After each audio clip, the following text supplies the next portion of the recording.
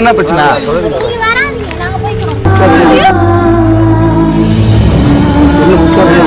இது பண்ணி நான் வளர்த்த புள்ளிய நான் பலிகಡ ஆக்கணுமாடா. ಹೆತ್ತ ತಂದೆ ಕಾಲಿಗೆ ಬಿದ್ರು ಸಹ ಕರಗದ ಮಗಳ ಮನಸ್ಸು.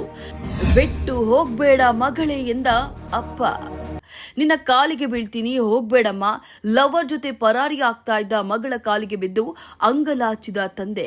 ಪ್ರೀತಿ ಎಂಬ ಮಾಯೆಗೆ ಬಿದ್ದ ಯುವ ಜನರು ತಂದೆ ತಾಯಂದಿರನ್ನ ಧಿಕ್ಕರಿಸಿ ಪ್ರೇಮಿಗಳ ಜೊತೆ ಓಡಿ ಹೋಗ್ತಾರೆ. ಬಹುತೇಕ ಪ್ರಕರಣಗಳಲ್ಲಿ ಆರಂಭದಲ್ಲಿ ಎಲ್ಲವೂ ಸರಿ ಇದ್ರೂ ಸಂಸಾರ ಎಂದು ಬಂದಾಗ ನಾನಾ ರೀತಿಯ ಕಷ್ಟಪಡ್ತಾರೆ.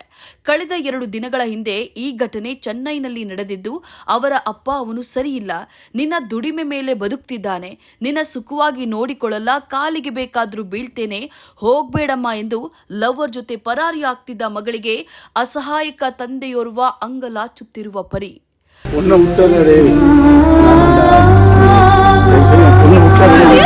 ಹೌದು, ಪ್ರೀತಿ ಎಂಬ ಮಾಯೆಗೆ ಬಿದ್ದ ಯುವ ಜನರು ತಂದೆ ತಾಯಂದಿರನ್ನ ಧಿಕ್ಕರಿಸಿ ಪ್ರೇಮಿಗಳ ಜೊತೆ ಓಡಿ ಹೋಗ್ತಾರೆ.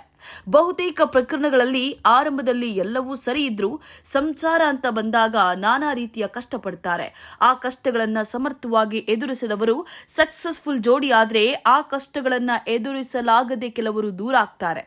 ಆದರೆ ಈ ಹಂತದಲ್ಲಿ ಮಕ್ಕಳನ್ನ ಕಳೆದುಕೊಂಡು ಕೊರಗುವವರು ಮಾತ್ರ ಪೋಷಕರು.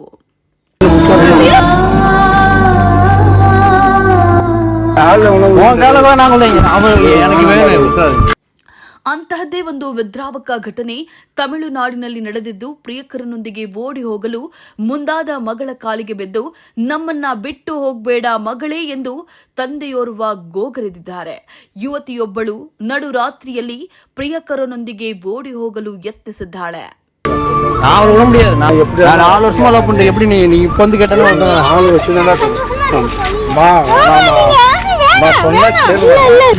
இது பண்ணி நான் வளர்த்த புள்ளிய நான் பலிகட ஆக்கணுமாடா. என்னது அவர் நல்லா இருக்கு போறாரு. நான் பொண்ணுடா அது.